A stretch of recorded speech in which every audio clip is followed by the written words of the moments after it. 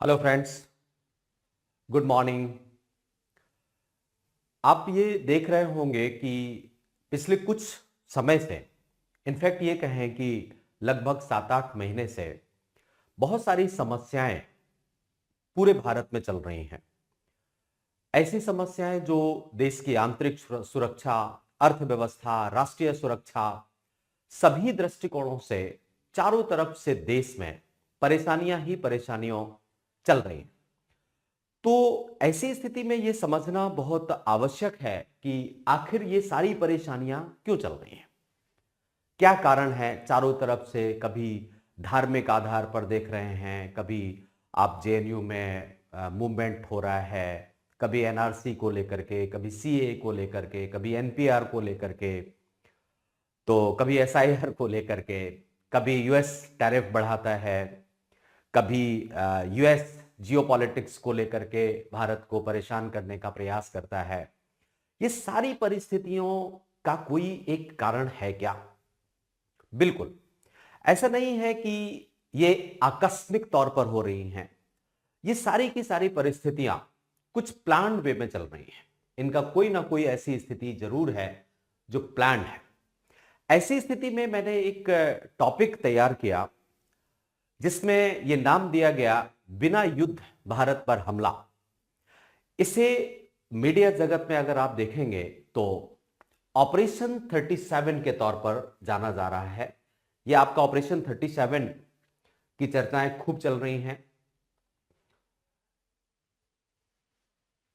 ये India under silent attack, तो इसके बारे में हमने सोचा कि थोड़ा सा चर्चा कर लेते हैं कि क्या है, कैसी कैसी स्थितियां यहां पर बनी हैं। तो एक व्यवस्थित तरीके से ऑपरेशन 37 इस नाम से एक मैंने टॉपिक तैयार किया और इस टॉपिक को फॉर्मेट करते हैं हम सबसे पहले कि क्या क्या स्थितियां इस टॉपिक में बन करके आती हैं। ऑपरेशन 37 कैसे अप्रोच तैयार किया जाए इसको पढ़ने के लिए, ताकि सभी व्यक्तियों को, जो साधारण से साधारण व्यक्ति है और जो आंतरिक सुरक्षा और राष्ट्रीय सुरक्षा के बारे में जानकारी रखता है, वो सब व्यवस्थित तरीके से इसको समझ लें।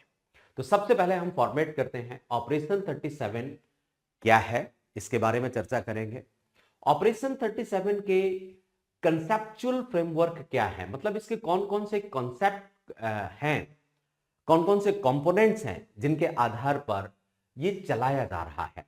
तो अगर आप देखेंगे तो बहुत सारी चीजें देश की आंतरिक अस्थिरता को नुकसान पहुंचाने की कोशिश की जा रही है, सीमा पर आतंकवाद पर समस्याएं हो रही हैं, साइबर और सूचना युद्ध चल रहा है, देश को कई प्रकार से आर्थिक दबाव में लाने की कोशिश की जा रही है, भू राजनीतिक घेराबंदी की जा रही है।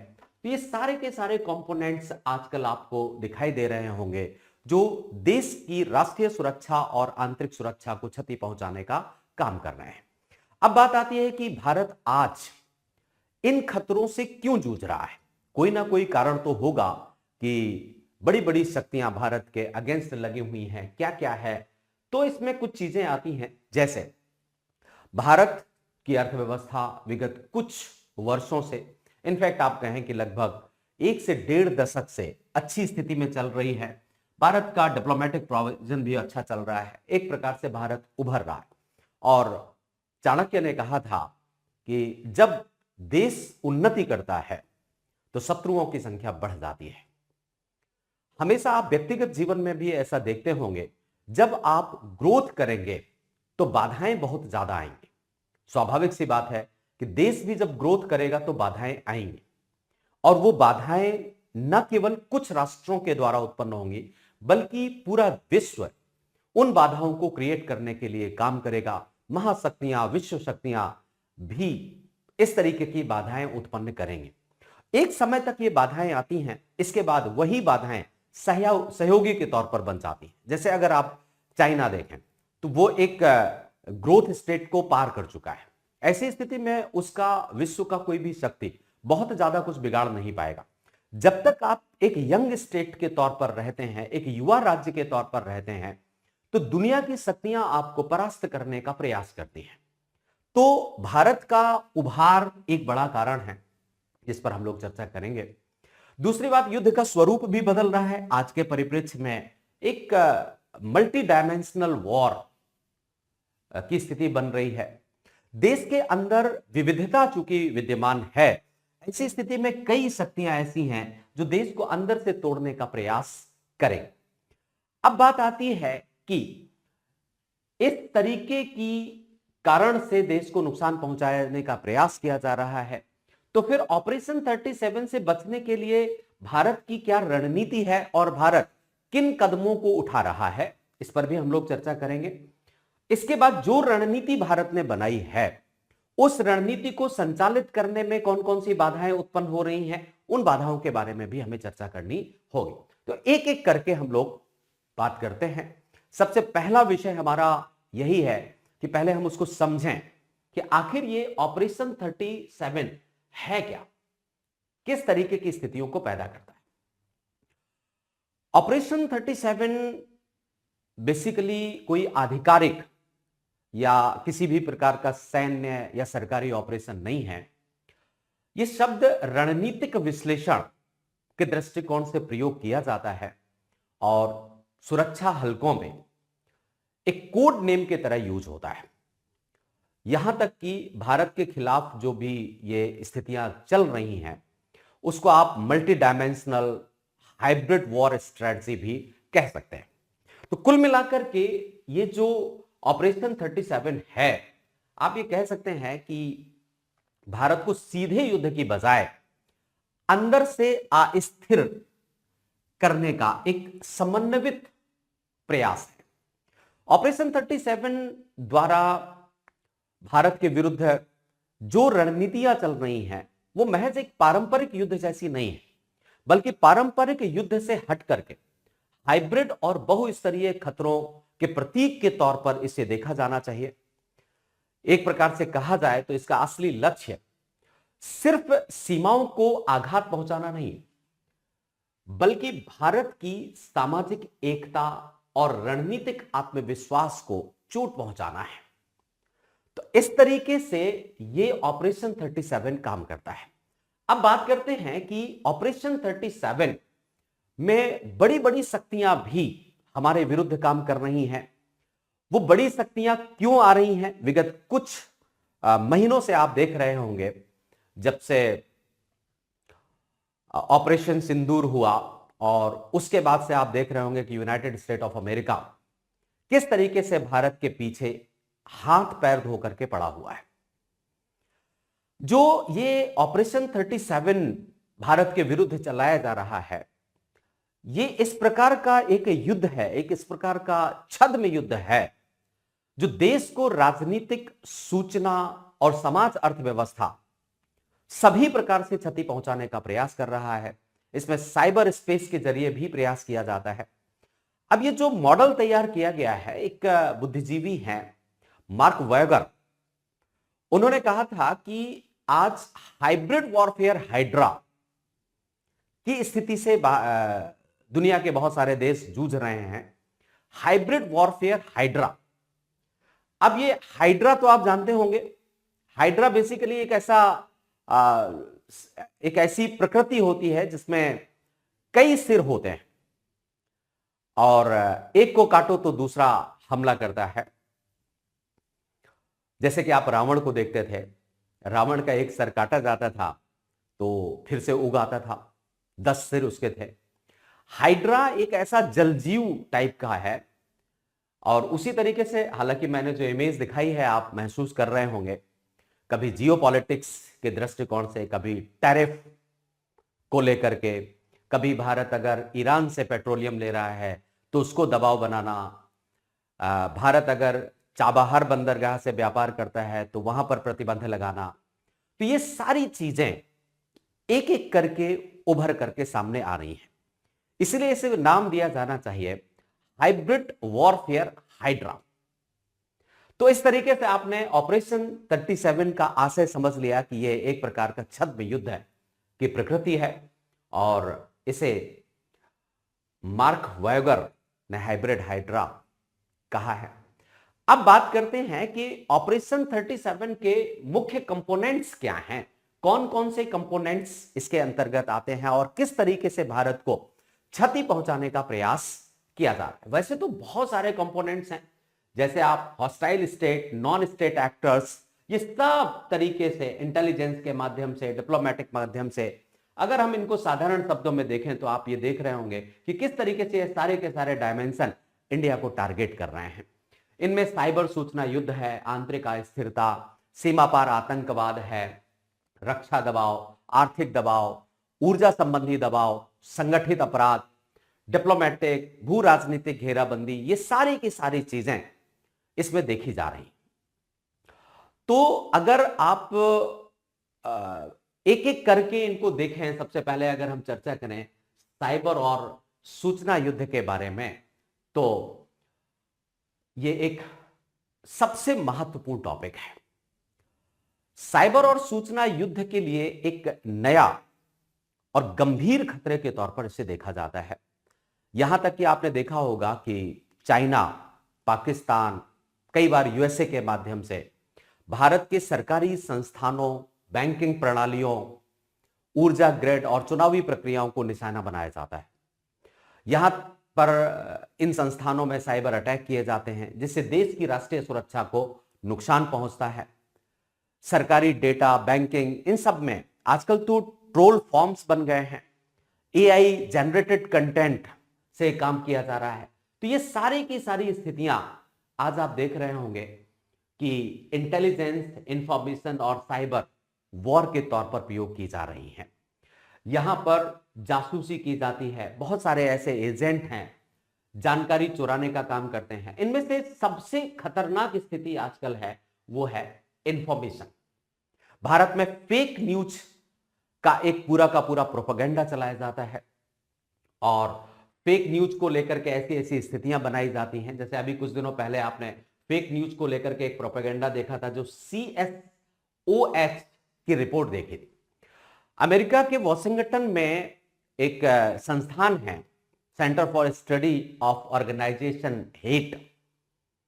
इसने एक रिपोर्ट जारी की है अभी, और उस भारत के परिप्रेक्ष्य में है hate speech events in India. और इस रिपोर्ट में यह बताया गया है कि भारत में हेट स्पीच की संख्याएं निरंतर बढ़ती चली जा रही हैं। बिल्कुल सही बात है कि भारत में हेट स्पीच की संख्याएं बढ़ती चली जा रही हैं, लेकिन जो ये hate speech events in India 2025 है, इसने हेट स्पीच को वास्तविक तौर पर टारगेट नहीं किया है, बल्कि इसने सरकार को कमजोर करने का प्रयास किया है। क्योंकि इसमें जो जो एग्जाम्पल्स दिए गए हैं वो सब सरकार के द्वारा है, सरकार के विरुद्ध किसी हेट स्पीच का कोई प्रयोग यहां पर नहीं किया गया है। भारत में एक सामाजिक कार्यकर्ता हैं हर्ष मंदर, जो इस CSOH के साथ काम करते हैं, और उन्होंने कहा था कि नफरती भाषण तो 2014 से ही चल रहे हैं। मतलब 2014 से पहले नफरती भाषण नहीं थे। इसका मतलब ही आप स्पष्ट कर ले रहे होंगे कि ये सरकारों को कमजोर करने के लिए बनाए जाते हैं। तो इस रिपोर्ट में यह कहा गया है कि साल 2025 में भारत में 13,018 प्रत्यक्ष नफरती भाषण दर्ज किए गए हैं, जो कि 2024 की बजाय 13% अलग और ज्यादा बढ़ करके हैं। इसमें यह भी कहा गया है कि उत्तराखंड के मुख्यमंत्री नफरती भाषण देने में सबसे आगे रहे। सबसे ज्यादा जो नफरती भाषण दिए गए हैं वो उत्तर प्रदेश में दिए गए हैं।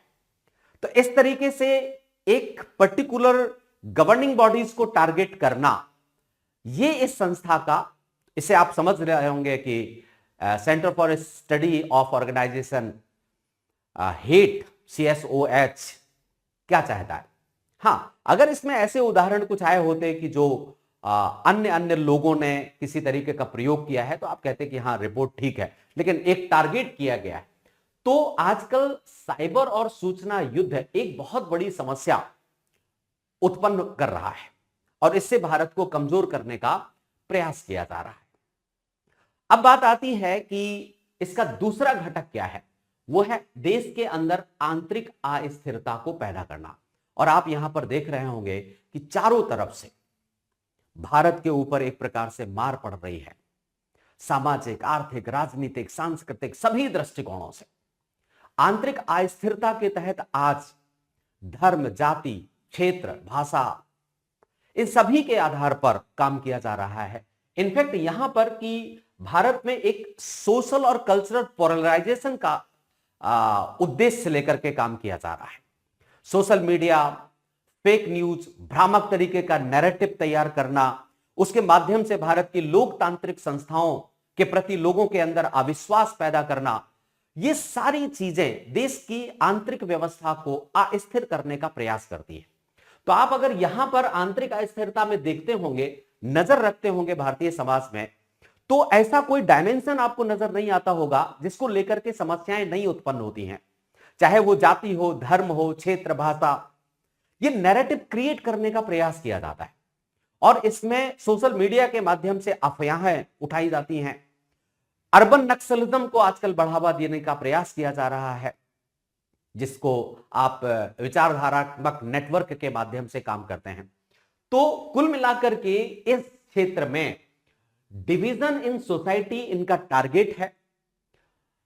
Issues of religion, language, caste, एक प्रोटेस्ट नैरेटिव बनाने का प्रयास किया जाता है। ऐसा कोई 10 दिवसीय अंतराल नहीं देखेंगे जब कोई ना कोई नैरेटिव बनाने का प्रयास ना किया जाता हो। अभी कुछ दिनों पहले आप जेएनयू में देख रहे थे, इसके बाद आपने प्रयागराज में देखा कि साहब वहां पर भी एक नैरेटिव क्रिएट करने का प्रयास किया गया। प्रयागराज में वो कुंभ में, वो माघ मेले में स्नान को लेकर के आपने देखा होगा। इसके बाद स्टोन पेल्टरिंग भी समय समय पर होती रहती है।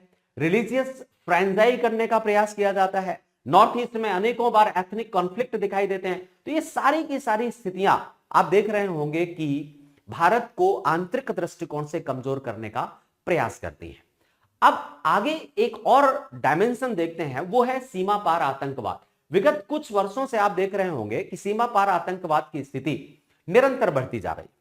सीमा पार प्रॉक्सी वॉर के अंतर्गत जम्मू कश्मीर को ले लीजिए, पंजाब में बहुत सारे खालिस्तानी आंदोलन, केसीएफ है, सिख फॉर जस्टिस है, नॉर्थ ईस्ट में उग्रवाद, ड्रोन के माध्यम से भी हथियारों की तस्करी की जा रही है, नार्को टेरर नेटवर्क का प्रयोग किया जा रहा है। इनफैक्ट यहां तक कि अब नेपाल के माध्यम से भी पाकिस्तान का आईएसआई इस तरीके के काम करने का प्रयास किया जा रहा है।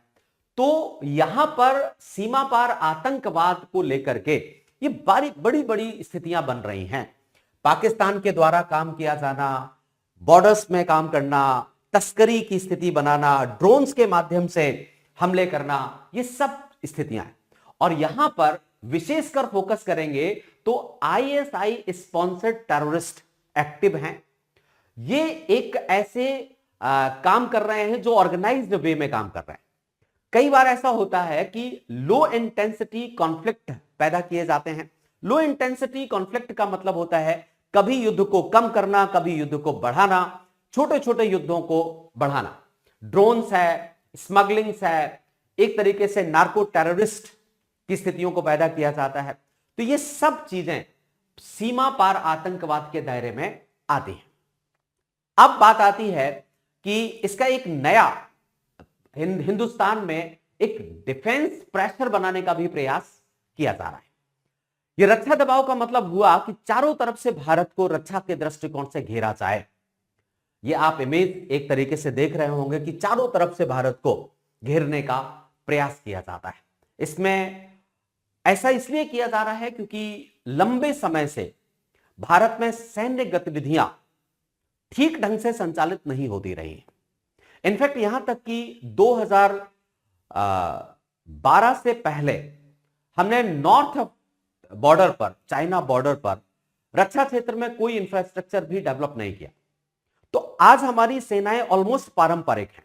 अब उन पारंपरिक सेनाओं के को रिप्लेस करके हम एक आधुनिकीकरण की ओर आगे बढ़ रहे हैं। तो चाइना हो, पाकिस्तान हो, यूएस हो, इन सबको तो कष्ट होगा ही होगा। इस तरीके से भारत में पारंपरिक सेना और भारत की जो युद्ध क्षमता है वो सीमित मात्रा में युद्ध क्षमता है, तो भारत को नुकसान पहुंचाने का प्रयास किया जाता है। इसके बाद एक और समस्या उत्पन्न होती है और वो है आर्थिक दबाव की।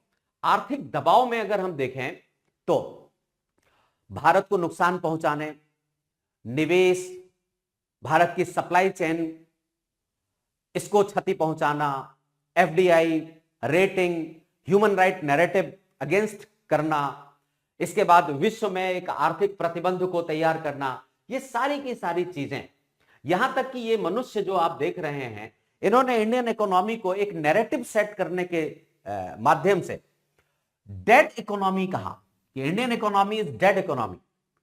और उस डेड इकोनॉमी को तो उसने कहा चलो ठीक है, वो तो दुनिया का अन्य देश का राष्ट्रपति है, वो अगर ऐसा कह रहा है तो कह रहा है, लेकिन भारत के अंदर भी इस बात को प्रोपोगेट करने का प्रयास किया गया।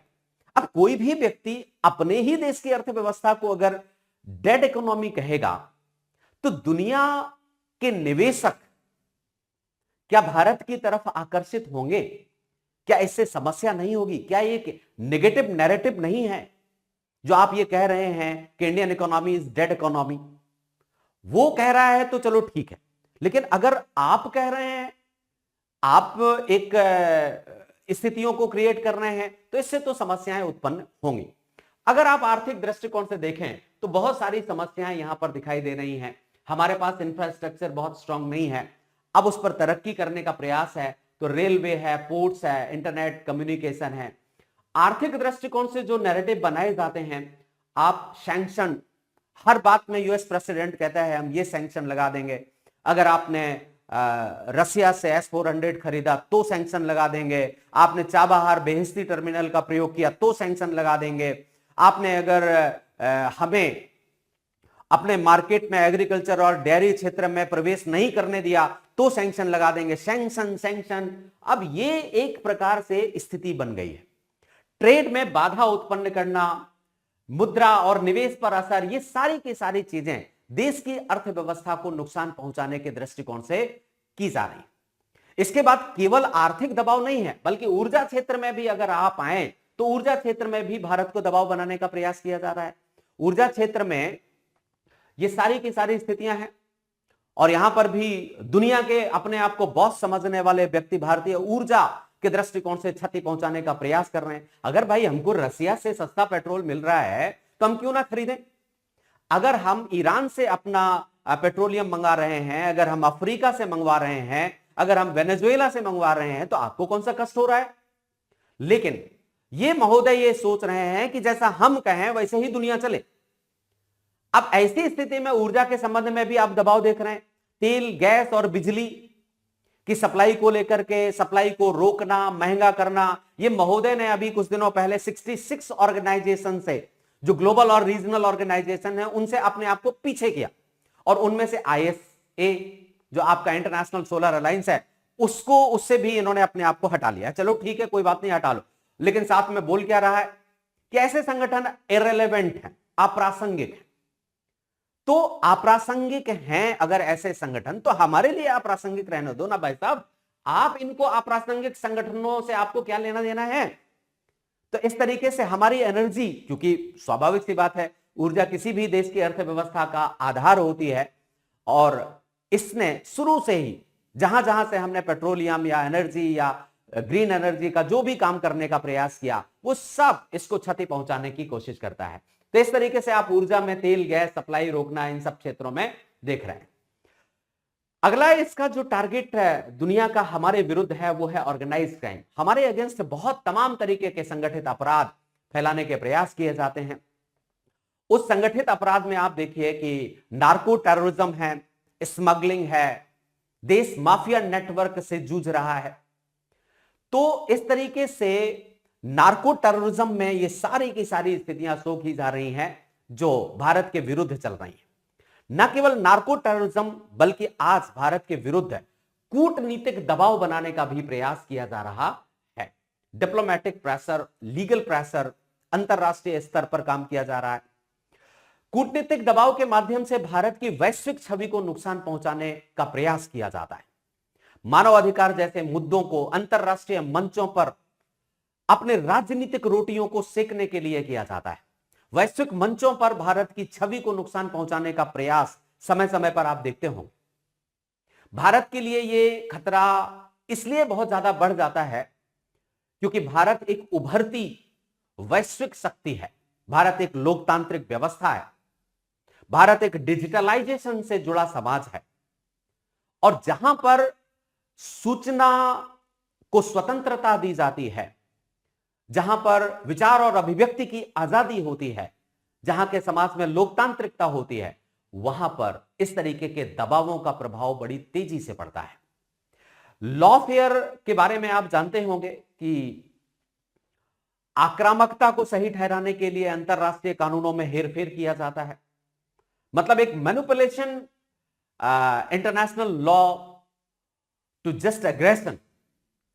इस तरीके से इन सारी बातों में हमारे देश के अंदर ये डिप्लोमेटिक प्रेशर बनाने का, कोर्ट ऑर्डर्स, सैंक्शन, तमाम तरीके का मीडिया के माध्यम से भी प्रेशर बनाने का प्रयास किया जाएगा। तो आप अंतरराष्ट्रीय मंचों पर दबाव बनाने में अभी रिसेंटली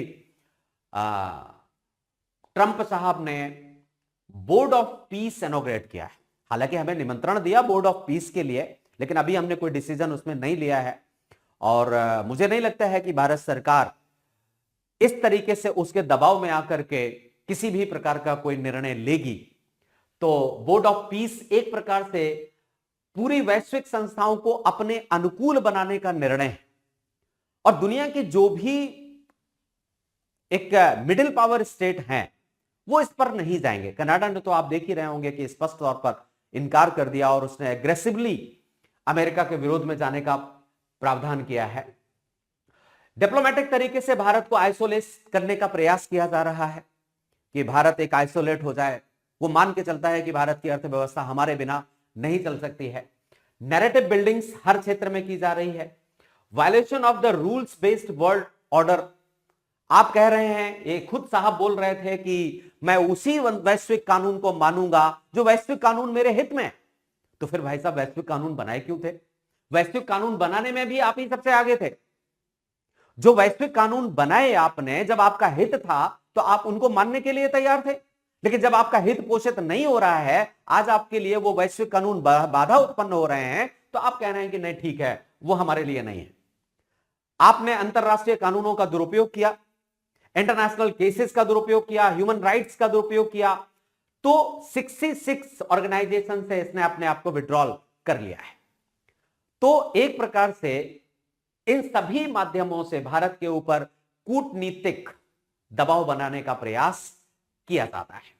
तो ये आपने देखे कि ऑपरेशन 37 के माध्यम से बहुत सारे कंपोनेंट्स हमारे सामने हैं। भू राजनीतिक घेराबंदी एक और मुद्दा है। भू रणनीतिक घेराबंदी हम इसको कहें, इस पर भी काम किया जा रहा है और हमें चारों तरफ से घेरने का प्रयास किया जाता है। कूटनीतिक दृष्टिकोण से भारत, आप देखिए कि टू फ्रंट, जैसा कि आपके विपिन रावत साहब ने कहा था कि भारत 2.5 फ्रंट पर लड़ रहा है, लेकिन अब 2 फ्रंट नहीं है। अब हम वास्तव में मल्टी फ्रंट प्रेशर में, 3.5 फ्रंट में तो हम प्रत्यक्ष तौर पर लड़ ही रहे हैं अपने क्षेत्रीय स्तर पर। एक पाकिस्तान, एक चाइना और एक अभी नया नया ताजा शत्रु बनने का प्रयास कर रहा है बांग्लादेश। और आधा फ्रंट जिसको कहते हैं वो है आतंकवाद, नक्सलवाद, संगठित अपराध। तो 3 फ्रंट तो आप दक्षिण एशिया में ही देख रहे हैं। और जो चौथा फ्रंट है बड़ा है, इसलिए मैंने उसको नाम मल्टी फ्रंट प्रेशर कहा। वो यूएस, चाइना, इस तरीके से सभी क्षेत्रों में दबाव बना रहे हैं। समुद्री क्षेत्र में भी रणनीतिक चुनौतियां उत्पन्न करने का प्रयास किया जा रहा है। पड़ोसी देशों में भी भारत के विरोध में प्रोपेगेंडा चलाने का प्रयास इनके माध्यम से किया जाता है। तो आप ये देखिए कि सभी दृष्टिकोणों से भारत को घेरने का प्रयास किया जा रहा है। ऐसी स्थिति में अगर भारत जल रहा है, भारत में आग लगाने का प्रयास किया जा रहा है, क्या ये भारत में आग लगा पाएंगे? ये एक बहुत बड़ी स्थिति है। क्या ये ऐसा कर पाएंगे? जैसा कि मैंने सारे डायमेंशन पर, इंटेलिजेंस, इंफॉर्मेशन, सारी चीजों में कोशिश करी आपको बताने के लिए कि इस तरीके से ऑपरेशन 37 मतलब एक मल्टीलैटरल वॉर उत्पन्न करने का प्रयास किया जा रहा है। तो अब बात आती है कि ये जो मल्टीलैटरल ऑपरेशंस हैं, ये हमारे विरुद्ध क्यों चल रहे हैं? क्या कारण है कि ये ऑपरेशंस हमारे अगेंस्ट बनाने का प्रयास किया जा रहा है? भारत सबसे बड़े खतरे में क्यों है? इसके कई कारण हैं। विशेषकर हम कुछ महत्वपूर्ण कारणों पर चर्चा करें। एक तो सबसे महत्वपूर्ण बात है भारत का उभार। देखो, विरोध उसी का होता है जो आगे बढ़ता है, ऐसा तो आप जानते ही होंगे। एक कहावत और एक स्टेटमेंट है कि युद्ध की रणभूमि में वही गिरते हैं जो युद्ध करते हैं। तो 1947 या 1945 द्वितीय विश्व युद्ध के बाद से बहुत सारे देश आजाद हुए, लेकिन भारत की अर्थव्यवस्था और भारत की सामरिक क्षमता ये तेजी से आगे बढ़ी। गिरते हैं सह सवारे मैदाने जंग में, ये आपने सुना होगा। तो आज भारत एक बड़ा योद्धा, एक विजिगीषु राष्ट्र के तौर पर उभर रहा है। मैंने ये शब्द विजिगीषु चाणक्य से लिया और चाणक्य साहब ने अपने विजिगीषु के सिद्धांत में इसका एक्सप्लेनेशन किया है। तो भारत का कुछ समय से आप देख रहे होंगे कि उभार हो रहा है। इसमें भारत आज चौथी सबसे बड़ी अर्थव्यवस्था है। ग्लोबल साउथ का नेतृत्व करने की तरफ आगे बढ़ रहा है।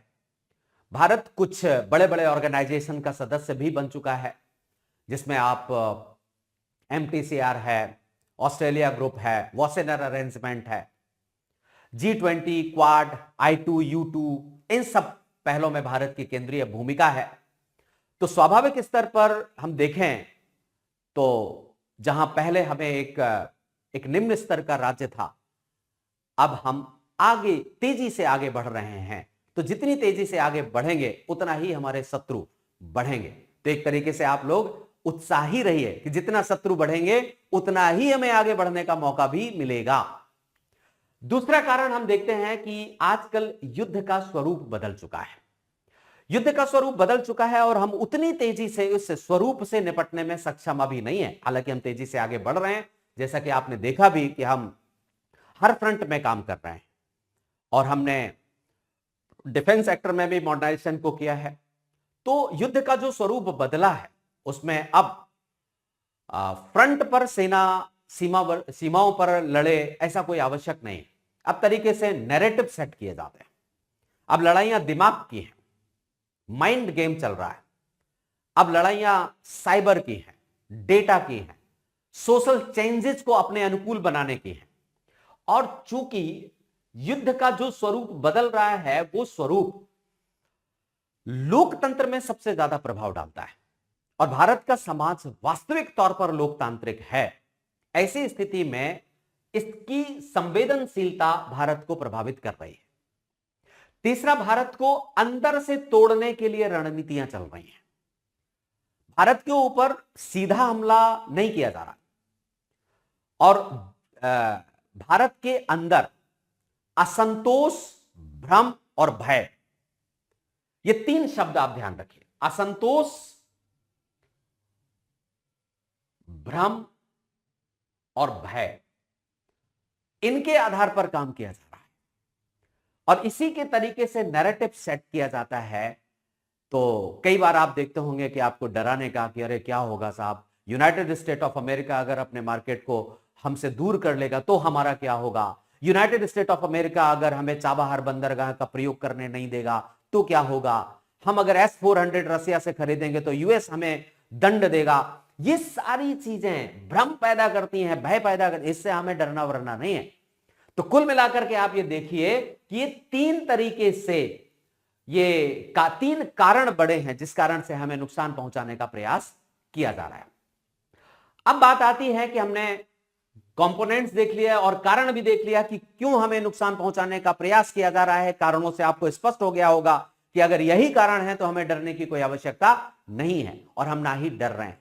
ऐसी स्थिति में हमने ऑपरेशन 37 से बचने के लिए अपनी एक रणनीति बना ली है और हम उस रणनीति के आधार पर बहुत सारे कदम उठा रहे हैं। तो आइए हम उन कदमों पर चर्चा करें कि कौन कौन से कदम हम इस रणनीति के तहत उठा रहे हैं। सबसे पहली बात है कि भारत एक ग्लोबल साउथ लीडरशिप के तौर पर आगे बढ़ रहा है। Voice of global south summit में भारत केंद्रीय भूमिका निभाता है। भारत किसी एक गुट का क्लाइंट नहीं बनेगा। यूनाइटेड स्टेट ऑफ अमेरिका 1950 के दशक से ही हमें एक क्लाइंट स्टेट बनाने का प्रयास करता रहा, लेकिन उसे यह ध्यान रखना चाहिए कि भारत पाकिस्तान नहीं है। भारत एक स्वतंत्र और स्वायत्त देश है। भारत जवाहरलाल नेहरू से लेकर के और आज नरेंद्र दामोदर दास मोदी तक आज तक किसी का क्लाइंट कभी नहीं बना है। भारत अपनी नीतियां खुद तय करता है। तो यह स्पष्ट है कि दुनिया का उद्देश्य भारत को क्लाइंट बनाने का है, लेकिन भारत एक ऑटोनॉमस देश है और ऑटोनॉमी का एक उद्देश्य है किसी शक्ति को फायदा ना उठाने देना। हमारा कोई भी महाशक्ति फायदा नहीं उठा सकती। इसको लेकर के हमने बहुत सारे कदम भी उठाए हैं। जैसे हमने क्वाड में रहते हुए रसिया के साथ भी अपने संबंध मजबूत रखे। हमने क्वाड में रहते हुए ईरान के साथ भी अपने संबंध मजबूत रखे। हमने ग्लोबल साउथ के साथ भी अपने संबंधों को स्ट्रांग किया, जिससे स्पष्ट हो जाता है कि भाई साहब अमेरिका महोदय, हम आपके क्लाइंट नहीं हैं, ना हम रसिया के क्लाइंट हैं, ना हम चाइना के क्लाइंट हैं। हमारी अपनी नीति है, इसलिए हम सबके साथ अपने रिलेशंस को अपनी ऑटोनॉमी के आधार पर बनाते हैं। दूसरी बात, आप यहां पर यूक्रेन, गाजा, ताइवान, इन सब मुद्दों पर हमने बैलेंस स्थितियों को बनाए रखा, किसी के कहने पर नहीं आए। बहुत सारे दबाव हमारे ऊपर वर्ष 2023 में जब G20 समिट को भारत ने होस्ट किया, तो भारत के ऊपर दबाव बनाए गए कि भारत रसिया की आलोचना करे, भारत रसिया को आक्रांता स्टेट कहे। लेकिन क्या भारत ने ऐसा कहा? नहीं कहा। तो यह स्पष्ट करता है कि हमारी पॉलिसी स्वायत्तता की है। हम इशू बेस्ड अलाइनमेंट नीति पर काम करते हैं। हर मुद्दा हमारी नीति अलग। हम एक जैसे किसी के साथ रह करके काम करने वालों में से नहीं। तो आप देखिए कि ग्लोबल साउथ लीडरशिप को लेकर के हमारी स्थितियां बिल्कुल स्पष्ट हैं और ऐसी स्थितियों के कारण से कोई भी हमें परेशान नहीं कर सकता है। अब दूसरी बात आती है इंडो पैसिफिक डिप्लोमेसी में India as a net security provider के तौर पर आगे बढ़ रहा है। India as a net security provider का मतलब यह हुआ कि हम ये चाहते हैं कि इंडियन ओशन पर भारत के बिना किसी भी प्रकार की कोई रणनीति नहीं बनाई जा सकती। भारत ने कहा कि भारत इंडो पैसिफिक के तहत स्वतंत्र, समावेशी, समृद्ध और विकसित हिंद प्रशांत को चाहता है। चाहे वो यूनाइटेड स्टेट ऑफ अमेरिका हो, चाहे वो चाइना हो, चाहे कोई भी देश हो। हिंद महासागर में कोई भी देश अपने स्थितियों को, या हिंद महासागर में कोई भी देश अपना प्रवेश तभी कर पाएगा जब इसकी नीति स्वतंत्र, स्वायत्त हिंद महासागर को रखने की होगी, स्वतंत्र, समावेशी, समृद्ध और विकसित हिंद महासागर को रखने की होगी। तभी हम उसके साथ में रहेंगे, अदरवाइज हम उसके साथ में नहीं रहेंगे। इसके बाद आती है एनर्जी ट्रांजिशन को लेकर के अगर हम बात करें, energy transition plus energy security, हम दोनों एक साथ काम कर रहे हैं। अब इसमें आप ये देखिए कि भारत एक डिपेंडेंट स्टेट रहा है एनर्जी को लेकर के, इसमें कोई दो राय नहीं है। पेट्रोलियम पर निर्भरता हमारी रही है, लेकिन धीरे धीरे हमने उस निर्भरता को अपनी कूटनीति के माध्यम से दूर करने का प्रयास किया। परमाणु ऊर्जा पर भी हमारी निर्भरता रही है, उसको भी हमने दूर किया। यूनाइटेड स्टेट ऑफ अमेरिका ने एनपीटी को लेकर के हमारे ऊपर वर्षों तक कितने प्रतिबंध लगाए रहे, लेकिन हमने अपनी कूटनीति के माध्यम से यूनाइटेड स्टेट ऑफ अमेरिका के साथ ही एग्रीमेंट किया। और इसके बाद दुनिया के बहुत सारे देश हैं जो हमको परमाणु ऊर्जा दे रहे हैं। तो एक प्रकार से आप देखो कि एनर्जी ट्रांजिशन को लेकर के हम एनर्जी सिक्योरिटी के साथ में काम करते हैं। अगली बात आती है टेक्नोलॉजी। टेक्नोलॉजी सॉवरेनिटी की तरफ हम आगे बढ़ रहे हैं, जिसमें आप 5G, AI, स्पेस, साइबर, इन सब क्षेत्रों पर हमने अपनी रणनीतियों को आगे बढ़ाया। भू रणनीतिक संतुलन की दृष्टिकोण से भी आप देख सकते हैं, जियो स्ट्रैटेजिक बैलेंसिंग नीति है हमारी, जिसमें भारत एक साथ कई मोर्चों पर संतुलन साध रहा है। और भारत का उद्देश्य है कि एक ऐसे नेटवर्क एडवांटेज से अपने आप को सेफ रखना, मतलब इस तरीके से हम काम करें ताकि इनसर्कलमेंट को नेटवर्क एडवांटेज से तोड़ा जाए। इसको लेकर के भारत ने बहुत सारे कदम भी उठाए हैं। जैसे आप देखिए, एलएसी पर हमने इंफ्रास्ट्रक्चर प्लस फोर्स पोस्चर्स को मजबूत किया है। वर्ष 2010 से पहले हम एलएसी पर, line of actual control China पर, किसी भी तरीके के इंफ्रास्ट्रक्चर को नहीं बनाते थे, और उसका कारण यह होता था कि अगर हम इंफ्रास्ट्रक्चर को बनाएंगे तो कहीं चाइना नाराज ना हो जाए।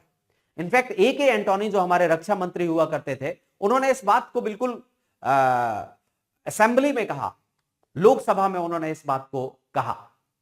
लेकिन अब हम इस स्थिति में नहीं है। हम एलएसी पर इंफ्रास्ट्रक्चर भी बना रहे हैं, हम फोर्स पोस्चर्स को भी मजबूत कर रहे हैं, हमने इंटीग्रेटेड बैटल ग्रुप से भी बनाए हैं, और सबसे पहले हमने वहीं पर तैनात किए हैं। हमने सोशल इंफ्रास्ट्रक्चर को भी मजबूत किया है। इसके बाद आप देखिए, इंडियन ओशन में हमने नेवी डोमिनेंस को, जिसमें सागर परियोजना हमारी चल रही है, और अब तो 2025 में हमने महासागर परियोजना को भी शुरू कर दिया। इसके बाद मिडिल ईस्ट में I2U2 IMEC कॉरिडोर ये हमने बनाए। मिडिल ईस्ट शांत रहता है तो ये सारे कॉरिडोर्स हमारे ऑटोनॉमी को हमें और ज्यादा मजबूत करेंगे। अफ्रीका के दृष्टिकोण से अगर आप देखें तो अफ्रीका और आसियान आउटरीच है हमारा। अफ्रीका में जापान के साथ मिलकर के भी हम काम कर रहे हैं, द्विपक्षीय स्तर पर भी काम कर रहे हैं। तो भू रणनीतिक संतुलन के दृष्टिकोण से भी हम अपनी नीतियों को आगे बढ़ा रहे हैं, तो इसमें डरने की कोई बात है नहीं। इसके बाद भारत ने अपने आप को अब एक डिफेंस एक्सपोर्टर स्टेट के तौर पर बनाया है।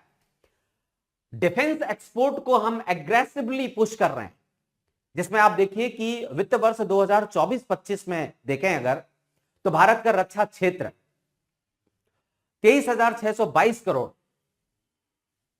23,622 करोड़, लगभग 23.6 हजार करोड़ का रक्षा निर्यात हमारा रहा है, जो पिछले वर्ष की अपेक्षा 12% से अधिक था।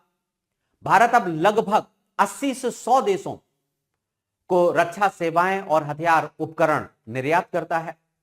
भारत से जिन रक्षा वस्तुओं का निर्यात किया जाता है उनमें बहुत सारी चीजें हैं। बुलेट प्रूफ जैकेट, हेलमेट, गश्ती नौकाएं हैं, मिसाइल सिस्टम है, जैसे हमने ब्रह्मोस फिलीपींस को दिया है, रडार और इलेक्ट्रॉनिक उपकरण हैं, ट्रेनिंग इक्विपमेंट और स्पेयर पार्ट्स हैं।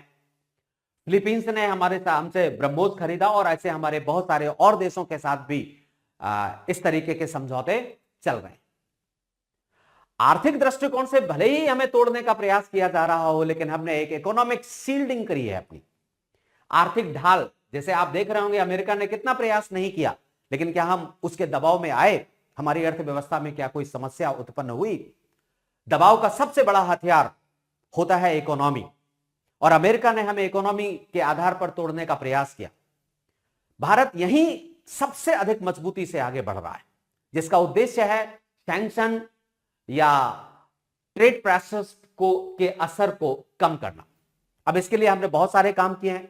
जैसे आप देखिए, पीएलआई स्कीम्स है, सप्लाई चेन डी रिस्किंग का मतलब होता है कि अगर कोई एक देश हमारे ऊपर दबाव बनाता है तो हम दूसरे देश की तरफ भी आगे जाएं।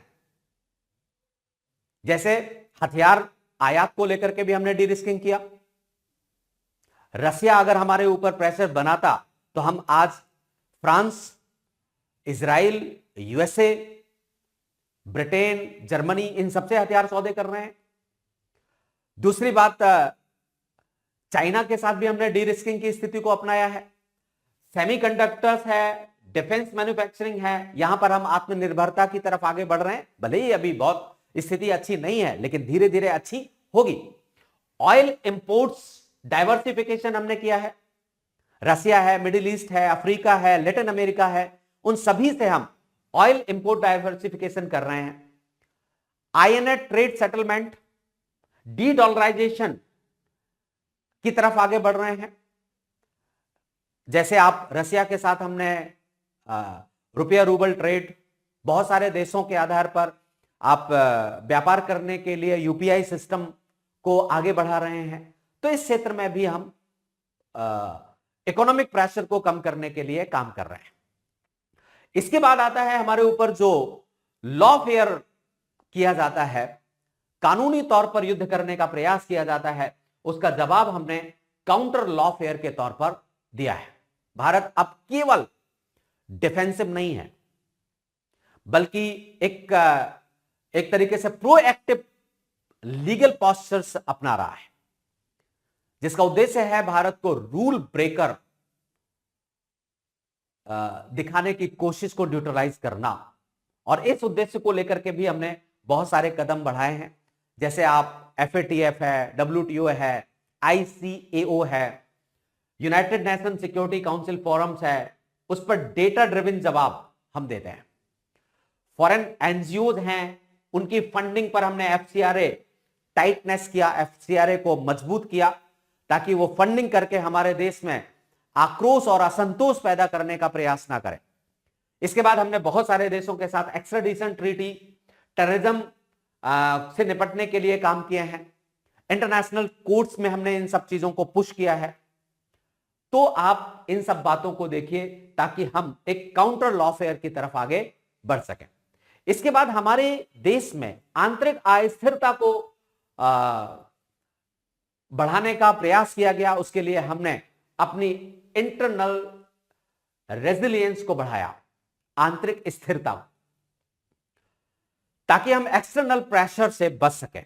अब एक्सटर्नल प्रेशर तभी काम करता है जब अंदर आप कमजोर हैं, और यह बात हमारे देश में रही है। तो ऐसी स्थिति में हमने इंटरनल रेजिलियंस को शुरू किया, जिसका उद्देश्य है इंटरनल तरीके से हम एक इस तरीके से फॉल्ट लाइंस को एक्सप्लॉइट होने से रोकें। इसके लिए भी हमने बहुत सारे काम किए हैं, जैसे हमने इंफ्रास्ट्रक्चर पुश किया, जॉब्स ग्रोथ, इसके बाद वेलफेयर डिलीवरी वाया DBT, जिसमें आप लीकेज कंट्रोल कर सकते हैं। आप ऑनलाइन देख रहे होंगे, सारी चीजें आ रही हैं। बॉर्डर स्ट्रेस में क्या होता है कि डेवलपमेंट और सिक्योरिटी मॉडल्स को मजबूत किया जाता है। तो ये सारे के सारे कदम हमने यहां पर उठाए। इसके बाद एक जो बड़ी समस्या रही है वो रही है नैरेटिव और इंफॉर्मेशन वॉरफेयर की। इस क्षेत्र में हमें मजबूत होने की आवश्यकता है, और भारत अब सिर्फ रिएक्ट नहीं करता है बल्कि नैरेटिव शेप करता है। भारत अब ऐसा नहीं है कि आप जैसा कहोगे हम उस नैरेटिव में आ जाएंगे, हम भी अब नैरेटिव शेप करेंगे, जैसे को तैसा। अब इसका उद्देश्य है कि इंडिया बेसिंग इकोनॉमिक सिस्टम की क्रेडिबिलिटी को कमजोर करना। अब इसके लिए हमने बहुत सारे कदम उठाए, जैसे G20 प्रेसिडेंसी के जरिए global south narrative, digital diplomacy, middle east mission. तो ये सारे के सारे टॉपिक्स हमारे फेक रिपोर्ट्स और इन सब क्षेत्रों पर हम काम कर रहे हैं, ताकि हम एक अलग तरीके से काम कर सकें। एक है हमारी इन सभी बातों का जो सार रहा है वो ये है कि हम रणनीतिक स्वायत्तता की तरफ आगे बढ़ रहे हैं, और किसी के कहने पर या किसी के क्लाइंट बनने की हमें कोई आवश्यकता नहीं है। हां, ये सारे के सारे क्षेत्रों में हम कदम जरूर उठा रहे हैं, लेकिन ऐसा नहीं है कि एक कदम में हमें बाधाएं नहीं आ रही हैं। बहुत सारी बाधाओं का सामना हमें करना पड़ रहा है। तो भारतीय रणनीतिक क्रियान्वयन में बहुत सारी परिस्थितियां आ रही हैं। जैसे आप अगर देखें तो सबसे पहले संस्थागत समन्वय की कमी है, इंस्टीट्यूशनल कोऑर्डिनेशन गैप हमारे यहां पर है। विदेश नीति, आंतरिक सुरक्षा, आर्थिक नीति, सूचना प्रबंधन, सामान्यतः यह देखा गया है कि ये साइलो मोड पर काम करते रहे, और जब तक साइलो मोड पर काम करते रहेंगे तो समस्याएं उत्पन्न हो। मतलब हमें एक इंटीग्रेशन की तरफ आगे बढ़ना होगा, यह हमारी कमजोरी है। दूसरी बात है कि होल ऑफ द गवर्नमेंट दृष्टिकोण का सुसंगत क्रियान्वयन चुनौतीपूर्ण है। अब इन सभी स्थितियों का इफेक्ट यह होता है कि हाइब्रिड खतरों का जवाब टुकड़ों टुकड़ों में आता है, हम एक कंसोलिडेटेड फॉर्म में इनका जवाब नहीं दे पाते हैं। तो एक बड़ी समस्या इंस्टीट्यूशनल कोऑर्डिनेशन की है हमारे देश में, जो होने की आवश्यकता है या उसे हमें ठीक करने की आवश्यकता है। दूसरी बात आती है लॉ फेयर वॉरफेयर में हमारी सीमित क्षमता है। लीगल और नॉर्मेटिव कंस्ट्रेंट, यहां पर हमने बहुत अच्छा काम अभी तक नहीं किया है। अंतरराष्ट्रीय कानून है, मानव अधिकार फ्रेमवर्क का चयनात्मक उपयोग हमें अक्सर देखा कि हम भारत के खिलाफ होता रहा है। भारत के पास तेज आक्रामक काउंटर लॉफेयर के लिए पर्याप्त विशेषज्ञता और सिस्टम मौजूद नहीं है, जिससे होता क्या है कि नैरेटिव और लीगल फॉरम्स में डिफेंसिव पॉस्चर्स बन जाता है। यह हमारे लिए एक बड़ी समस्या है। इसके बाद आप देखिए कि एक चुनौती हमारी आती है सूचना युद्ध में असमानता, एक नैरेटिव असेसमेंट। वैश्विक मीडिया, थिंक टैंक और इंडेक्स इकोसिस्टम में पश्चिमी वर्चस्व है। सोशल मीडिया, जितने भी आप सोशल मीडिया के प्लेटफॉर्म देख रहे हैं, उन सब पर पश्चिमी वर्चस्व है। और भारत की अगर हम फैक्चुअल की बात करें तो फैक्चुअल बात लेट या फ्रेगमेंटेड तरीके से पहुंचती है हमारे यहां पर, जिसका प्रभाव यह होता है कि पॉलिसी सही होते हुए भी परसेप्शंस बैटल हारने का जोखिम रहता है।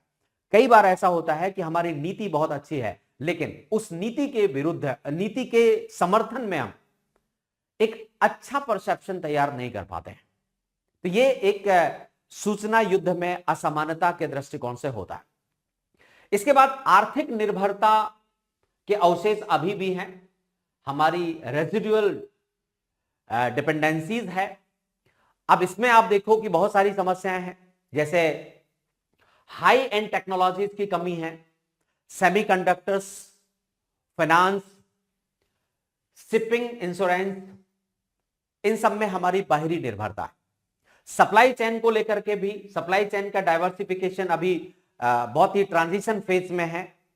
इन सभी स्थितियों का इफेक्ट यह होता है कि इकोनॉमिक प्रेशर या सैंक्शंस लाइक मेजर्स का लेवरेज बना रहता है हमारे लिए।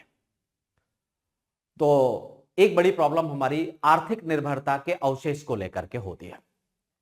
इसके बाद भू रणनीतिक दो फ्रंट का दबाव है, जियो पॉलिसी। अब हालांकि ये टू फ्रंट नहीं, मैंने आपको कहा कि ये मल्टी फ्रंट प्रेशर है, मल्टी फ्रंट रियलिटी है, लेकिन टू फ्रंट में अगर आप देखें तो चीन के साथ साथ एलएसी, पाकिस्तान प्रायोजित अस्थिरता। इसके बाद मल्टी फ्रंट में इसलिए क्योंकि इंडो पैसिफिक है, मिडिल ईस्ट है, यूरेशिया में एक साइमल्टेनियस बैलेंसिंग की स्थिति बनी हुई है और यहां पर हमें और अतिरिक्त लागत करनी पड़ती है, खर्च करनी पड़ती है। इसका प्रभाव यह होता है कि हमारे रिसोर्स का थोड़ा हमें और ज्यादा ओवर स्ट्रेच करना पड़ता है और डिसीजन मेकिंग में हमारे प्रेशर आता है। इसके बाद अगर हम देखें तो आज के दृष्टिकोण से आंतरिक राजनीतिक ध्रुवीकरण भी बढ़ रहा है। आंतरिक राजनीतिक इंटरनल पोलराइजेशन, बाहरी शक्तियां हमारे देश में इंटरनल फॉल्ट लाइंस को एक प्रकार से एम्पलीफाई के तौर पर प्रयोग कर रही हैं, जिसमें आप देखते होंगे कि समय समय पर हमारे देश में प्रोटेस्ट होते रहते हैं, सोशल मीडिया कैंपेनिंग्स होती है। इसके बाद आप सेलेक्टिव लीक्स पर फोकस करते हैं। ये जो आंतरिक राजनीतिक ध्रुवीकरण है, पोलराइजेशन है, ये संस्कृति, धर्म, संप्रदाय के माध्यम से चलाया जाता है और इसका प्रेशर, इसका प्रभाव यह होता है कि हमारे देश में एक एक्सटर्नल प्रेशर को एक डोमेस्टिक लेजिटिमेसी क्राइसिस के रूप में बदलने का प्रयास किया जाता है। जैसा कि आपने अभी एक रिपोर्ट यूएस की देखी थी, जहां पर यह कहा गया था कि भारत में फेक या हेट स्पीच ज्यादा बढ़ रही है। ये हेट स्पीच उन्होंने ये कहा, ये स्पष्ट होता है कि एक्सटर्नल प्रेशर को एक प्रकार से डोमेस्टिक लेजिटिमेशन के तौर पर बदलने का प्रयास किया जा रहा है। इसके बाद रणनीतिक धैर्य बनाम त्वरित प्रतिक्रिया दुविधा रहती है, जिसमें भारत का मॉडल हमेशा रहा है, भारत की स्ट्रेटजी हमेशा रही है लॉन्ग टर्म स्टेबिलिटी, और हमने हमेशा शॉर्ट टर्म ऑप्टिक्स के ऊपर लॉन्ग टर्म स्टेबिलिटी को ज्यादा इंपॉर्टेंस दिया है। लेकिन अगर आज के बारे में देखा जाए तो आज हाइब्रिड वॉरफेयर में डिले को वीकनेस माना जाता है, और होता ही है। अगर आपने थोड़ा सा डिले किया तो आप कमजोर पड़ गए। तो इसका मतलब है कि अब हमें थोड़ा सा इसमें सुधार करने की आवश्यकता है। जो हम ये लॉन्ग टर्म स्टेबिलिटी की बात करते हैं, इसमें साथ साथ हमें शॉर्ट टर्म कॉन्शियस भी रहने की आवश्यकता है। Long term stability with short term security, जिससे हम और मजबूत हो सकेंगे। क्योंकि अगर हमारी ये नीति रहती है इसी को देख करके काम करें और शॉर्ट टर्म को हम नजरअंदाज करें, तो इससे क्या होगा कि स्ट्रैटेजिक पेशेंस का मिस इंटरप्रिटेशन हो सकता है और उससे हमारी सुरक्षा को नुकसान पहुंच सकता है। इसके बाद आप देखिए कि कानूनी नैतिकता की सीमाएं हैं, डेमोक्रेटिक कॉन्स्टेंट्स हैं। भारत एक लोकतांत्रिक देश है जिसमें प्रेस की स्वतंत्रता है, इंडिपेंडेंट जुडिशरी है हमारा फेडरल स्ट्रक्चर है जिसमें प्रांतों को भी बहुत सारे अधिकार मिले हुए हैं। ऐसी स्थिति में कई बार ऐसा होता है कि जिन देशों में ऐसी व्यवस्थाएं नहीं है, जैसे कि आप चाइना को देख लीजिए, जिनको आप ऑथोरिटेरियन स्टेट कहेंगे, तो वो ऑथोरिटेरियन स्टेट एक प्रकार से स्विफ्ट कॉर्सिव रिस्पॉन्स की स्थिति में पहुंचते हैं। तो ये हमारी जो लोकतांत्रिक संस्थाएं हैं, ये लोकतांत्रिक संस्थाएं कई बार हमें बाधा भी उत्पन्न करना शुरू कर देते हैं। अब इसका मतलब ये नहीं है कि हम लोकतांत्रिक ना रहें। तो आपने देखा कि ये चुनौतियां हमारे सामने रहती हैं, जिन चुनौतियों का हमें सामना करना पड़ता है। ये पूरा का पूरा एक अप्रोच इस समय चल रहा है। मतलब कुल मिलाकर के भारत इस समय अभिमन्यु की तरह युद्ध लड़ रहा है। जिस प्रकार अभिमन्यु बहुत सारे योद्धाओं से एक साथ युद्ध लड़ रहा था, वैसे ही आज भारत है जो ऑपरेशन 37 का शिकार है। ऑपरेशन 37 में आपने देखा कि 37 तरीके से हमारे ऊपर आक्रमण किया जाता है। एक बड़ी अच्छी बात है, बहुत पहले, हजारों साल पहले, हजारों साल ज्यादा हो गया, सैकड़ों साल, 320-25 ईसा पूर्व लगभग, मुझे एग्जैक्ट डेट नहीं मालूम है, चाणक्य जब भी हुए थे तो चाणक्य ने एक स्टेटमेंट दिया था, चोरी के 40 दरवाजे, एक बंद होता है तो दूसरा और खुल जाता है। तो इस तरीके से आज के परिप्रेक्ष्य में अगर आप ऑपरेशन 37 को देखें, तो अगर आप एक क्षेत्र पर अपने आप को सुरक्षित करते हैं तो दूसरी तरफ से आपकी सुरक्षा में सेंध लगाने का प्रयास दुनिया के देशों के द्वारा या ट्रांसनेशनल एक्टर्स के द्वारा करने की कोशिश की जाती है। तो ये एक ऑपरेशन 37 है। आपको कैसा लगा इसके बारे में मुझे जरूर बताएं। Thank you very much.